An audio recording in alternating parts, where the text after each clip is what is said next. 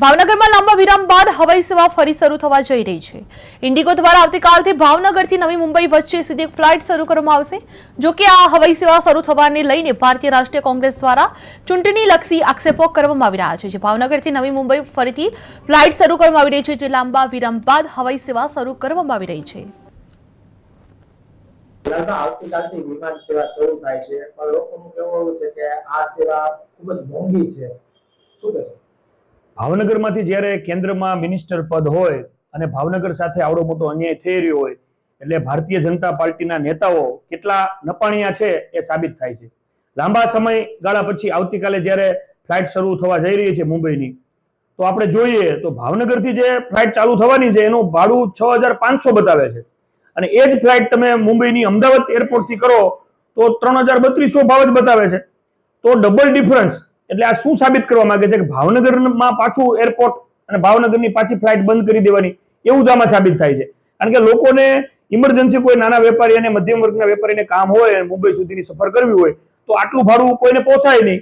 એટલે આનો મતલબ શું છે કે એક ખાલી લોકોનો રોષ શાંત પડે ચૂંટણીલક્ષી એટલે ફ્લાઇટ ચાલુ કરી દેવાની અને ચૂંટણી જેવી પૂરી થાય એટલે પાછી ફ્લાઇટ બંધ થઈ જાય, એવું જ આ ષડયંત્ર આમાં ચોખ્ખે ચોખ્ખું સાબિત થાય છે।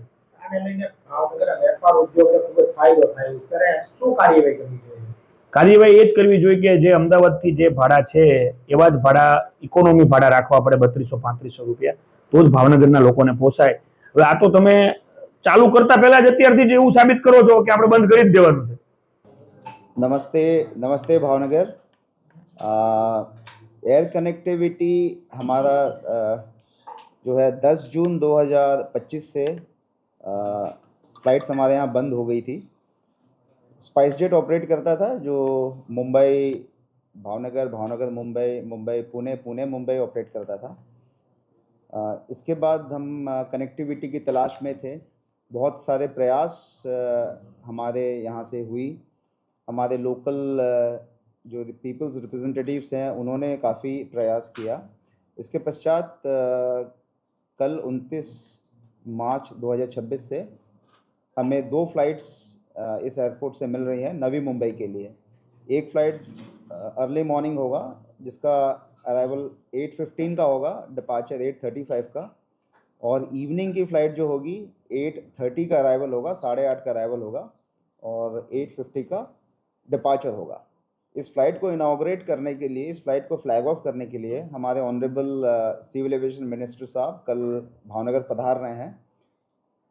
साथ ही साथ हमारे एयरपोर्ट अथॉरिटी ऑफ इंडिया के चेयरमैन साहब IAS श्री विपिन कुमार साहब वो भी पधार रहे हैं। इसके साथ साथ हमारे सेक्रेटरी सिविल एविएशन वो भी इस मौके पे इस एयरपोर्ट पे पधार रहे हैं। और हमारा जो रीजनल ऑफिस है मुंबई, वहाँ से एग्जीक्यूटिव डायरेक्टर साहब हमारे वो भी आज इस एयरपोर्ट पे पधार रहे हैं इस सारे जो फंक्शन है इसमें शामिल होने के लिए। सर, इसके अलावा एयरपोर्ट में क्या फैसिलिटी बढ़ाई?